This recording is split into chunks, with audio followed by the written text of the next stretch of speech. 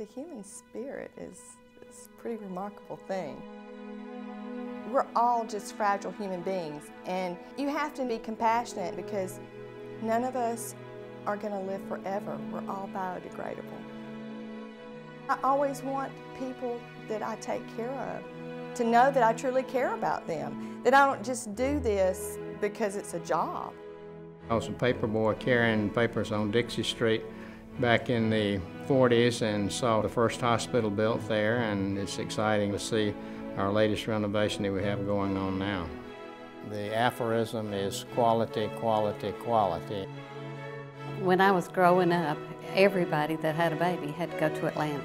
But now that we have them here, it's wonderful.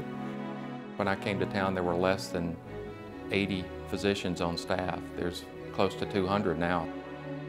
It's been a very good feeling to know you have that kind of medical community where you live, so that you can get help you need when you need it. You find yourself able to participate in what has been a complete transformation of care in this community within the last 3 or 4 years. It's been a tremendously gratifying experience to be part of that. The thing you can't teach people, you can only potentiate it through the environment, is personal excellence through compassion. And that's what separates this place from a lot of the places in this nation and across the world. I was taking a shower, and when you take a shower, your skin becomes soft, and I had felt it sticking up through my skin. She was terrified.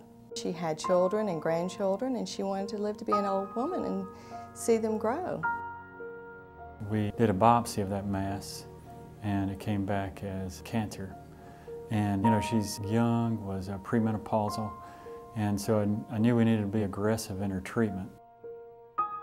The word cancer make you feel like you got to go pick out a body bag or pick out your casket or your burial lot. We have been one of the leaders in the whole state of Georgia in offering the newest and latest innovations in cancer treatment. Carrollton and Tanner seem to want to stay right at that level, and so there's a lot of things on the horizon right now. She has a lot of spirit, and you can see a lot of fire inside of her. And even though I knew that this was going to be hard for her, I knew she had the strength to make it through it.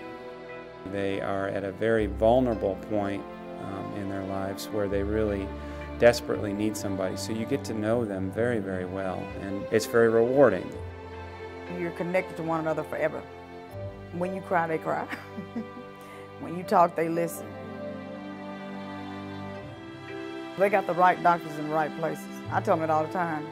They are meant for where they are because they're doctors with a heart.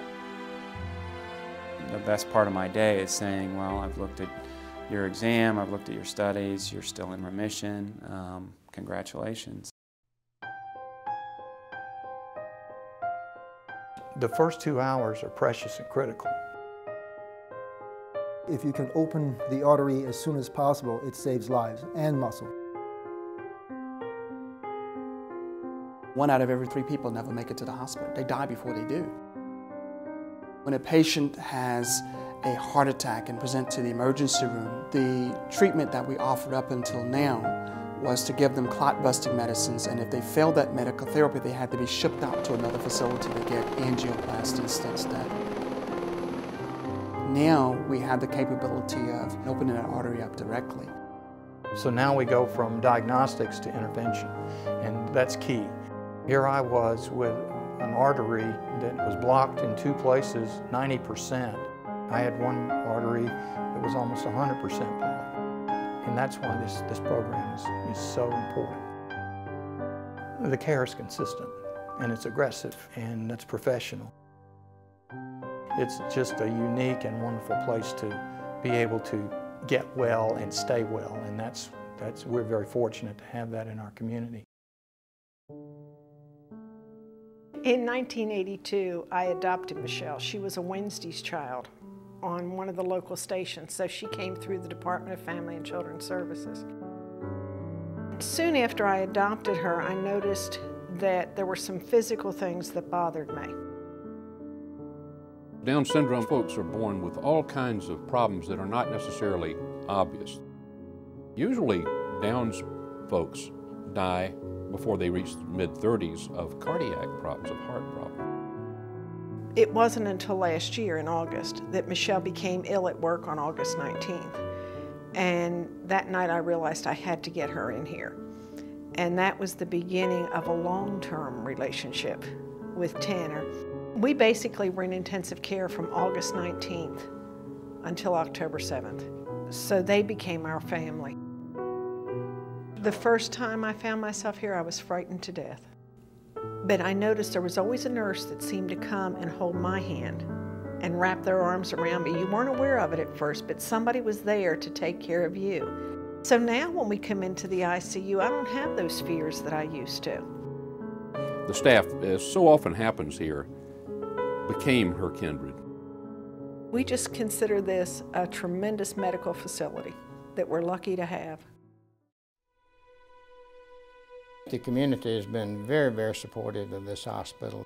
We're putting on a heart center, and we're just expanding the general capabilities of the hospital.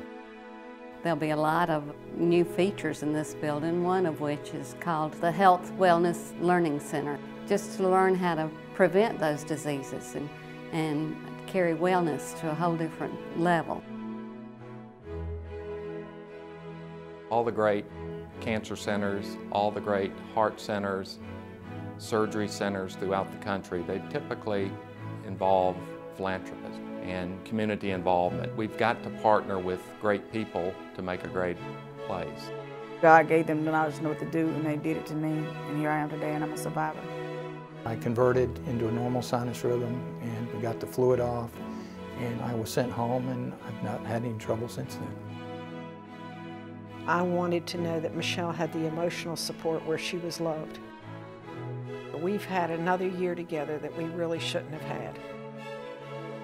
Our community should know, and if they don't know, we have a real gem and a real resource, and they don't have to go anywhere else to get quality care. It's right here.